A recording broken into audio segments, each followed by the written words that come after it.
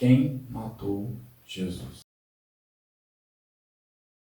Existem muitas discussões sobre quem matou Cristo, de fato. E existem aqueles que creem em Cristo e nem sabem por que Cristo precisou ser crucificado. O apóstolo Pedro, assim que houve o derramamento do Espírito Santo sobre a igreja, ele se levanta com autoridade instituída por Deus e ele prega um sermão, um grande sermão. Atos 2, verso 22, diz assim: varões israelitas, atendei a estas palavras. Jesus o Nazareno, varão aprovado por Deus diante de vós, com milagres, prodígios e sinais, os quais o próprio Deus realizou por intermédio dele, entre vós. Como vós mesmos sabeis, sendo este entregue pelo determinado desígnio e presciência de Deus, vós o matastes, crucificando-o por mãos de iníquos. O que Pedro está dizendo? Tem alguns pontos fundamentais nesse texto, principalmente no verso 23. Pedro está dizendo que os judeus mataram Jesus através das mãos dos romanos, que são os iníquos. Então, usaram os romanos para matarem Jesus. Entretanto, no próprio verso 23, diz assim: sendo este entregue pelo determinado desígnio de Deus. A primeira coisa que você tem que fazer ao se aproximar da Bíblia é tentar ser menos emocional possível. Existe uma frase que diz que a cauda emocional abana o cão racional. Alguns fatos você precisa conhecer sobre esse momento tão marcante na história. O momento que dividiu o antes e o depois na história. O momento crucial e fundamental. Pedro está dizendo que os judeus mataram Cristo através das mãos do Império Romano. Como assim? Bom, os religiosos, na noite de Páscoa, como a gente conhece muito bem essa passagem, eles pegam Cristo e eles não poderiam matar a Cristo. Eles diziam que Cristo era um herege, blasfemava contra a palavra de Deus. Mas eles não poderiam matar a Cristo. Por quê? Mesmo tendo eles um rei judeu, o Império Romano tinha conquistado aquele mundo, tinha conquistado o mundo. E como funcionava? O Império Romano, ele mantinha o governo do país, da nação, porém, quem dava a palavra final sobre todas as coisas, inclusive sobre condenação de morte, era o próprio Império Romano. Tinha o rei judeu, mas tinha o governador Pilatos dentro daquela terra. Então, tudo teria que passar por Pilatos. O que eles fazem? O que era um grande problema para Roma? Um grande problema para Roma era quando se levantavam rebeldes para tentar derrubar o Império Romano ali dentro daquela nação, a chamada sedição. E o que eles fazem? Jesus já tinha se proclamado rei de um reino. E eles chegam para Pilatos e dizem, levam Jesus preso e dizem: olha, este homem está dizendo que ele é rei de um reino. Ou seja, ele está começando a querer causar uma rebelião, um tumulto. Essas são as palavras que eles apresentam Jesus para Pilatos. Por quê? Qualquer tipo de tentativa de golpe contra o governo romano, contra o Império Romano, tinha que ser suprimido.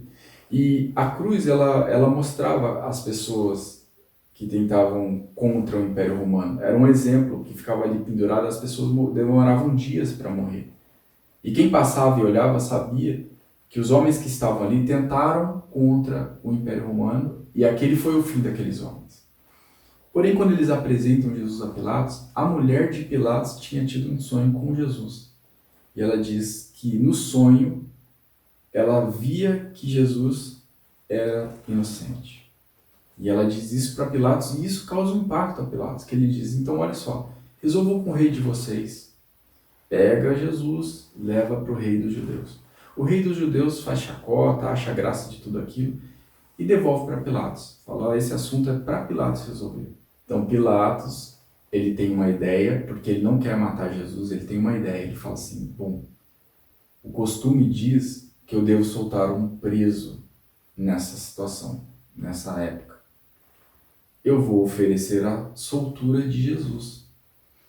E ele chega diante do povo, ele convoca o povo e ele diz: querem que eu solte esse homem por causa da Páscoa de vocês? Ele não conseguia ver nenhum tipo de rebeldia em Jesus Cristo. Só que o povo, o que ele acreditava? Bom, vou me livrar disso, vou agradar o povo, vou agradar Roma, e vai ficar por isso mesmo.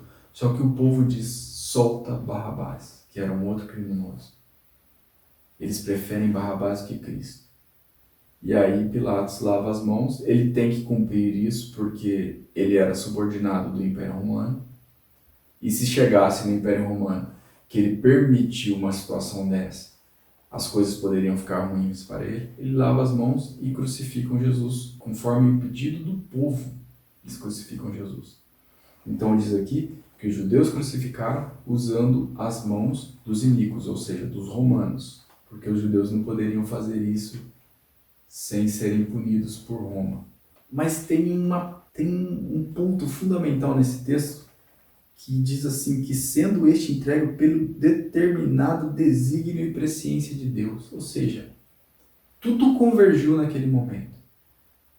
Todas as coisas convergem para aquele momento. Os judeus mataram através das mãos dos romanos, porém havia uma profecia. Para os judeus foi um assassinato, mas havia uma lei que deveria ser cumprida. Porque como funcionavam as coisas? Todos os anos, um sumo sacerdote matava um cordeiro perfeito, sem mácula, derramava aquele sangue e entrava no Santo dos Santos, onde havia a Arca da Aliança, que simbolizava a presença de Deus. E ali Deus, se aceitasse aquele sacrifício, haveria a expiação pelos pecados. Todos os anos eles faziam isso. No livro de Êxodo, capítulo 12, dizia como tinha que ser o cordeiro. Mas era anualmente, era um sacrifício transitório. Então, aquilo se repetia ano após ano, ano após ano. E essa era a exigência da lei, porque a Bíblia diz em Hebreus que sem derramamento de sangue não há remissão dos pecados. Então, essa exigência da lei precisava ser cumprida. Precisava ser cumprida através do derramamento de sangue. Porque não havia um homem que pudesse fazer definitivamente esse sacrifício em si mesmo e apaziguar a ira de Deus com relação ao pecado, porque todos pecaram, é o que a Bíblia diz, e não há um justo sequer. Não havia um justo sequer para se colocar entre Deus e o homem, entre a ira de Deus e o homem. Aí a gente vai para uma profecia. Está lá em Isaías 53, mais de 6 séculos antes de Cristo. Se você pegar o capítulo 53, o verso 6 de Isaías, diz assim: todos nós andávamos desgarrados como ovelha, cada um se desviava no caminho, mas o Senhor fez cair sobre ele a iniquidade de todos nós, ou seja, sobre Cristo. É uma profecia.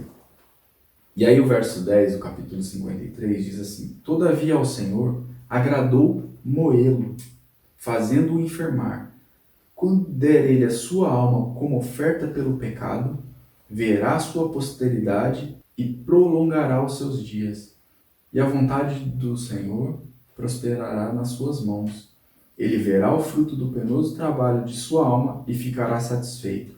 O meu servo, o justo, com o seu conhecimento, justificará a muitos, porque as iniquidades deles levará sobre si. Há um assassinato, porém há um cumprimento de uma lei. Não é Deus matando o seu próprio filho por matar. Matei também, sou assassino também. Não. Havia uma lei. Ali havia uma condenação, havia uma sentença que exigia o derramamento de sangue de um justo, de um cordeiro sem máculas. E o próprio Cristo, ele se oferece como esse cordeiro sem máculas. Porque, como diz o texto, não tinha pecado nele. Ele se torna um cordeiro. Ele faz um sacrifício eterno. Não é necessário mais entrar todos os anos e oferecer um cordeiro, porque ele se torna não só o cordeiro, como o sumo sacerdote, que entra na presença de Deus já não é mais o Santo dos Santos terreno, né, feito ali no templo, mas é um Santo dos Santos celestial, ou seja, é o templo celestial, é a presença do próprio Deus, e só ele pode entrar na presença do próprio Deus como sumo sacerdote e como o próprio Cordeiro. Todas as coisas convergem nele agora. Ele entra na presença de Deus e ele entra oferecendo o próprio sangue na presença de Deus. Ele é o próprio Cordeiro que tira o pecado do mundo, de todos aqueles que nele creem. Então existe esse assassinato por mão de iníquos e existe o cumprimento de uma lei pelas mãos do Senhor.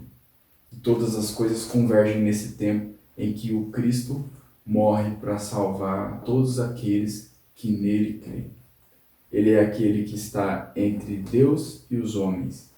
É aquele que traz a reconciliação de Deus com os homens através do seu sangue, que é perfeito. Porque ninguém mais poderia, não tem cordeiro no mundo que poderia cumprir essa lei do derramamento de sangue, mas o próprio Cristo poderia cumprir. Então a execução da lei, da condenação, e existe o assassinato. E todas as coisas convergem em um determinado momento.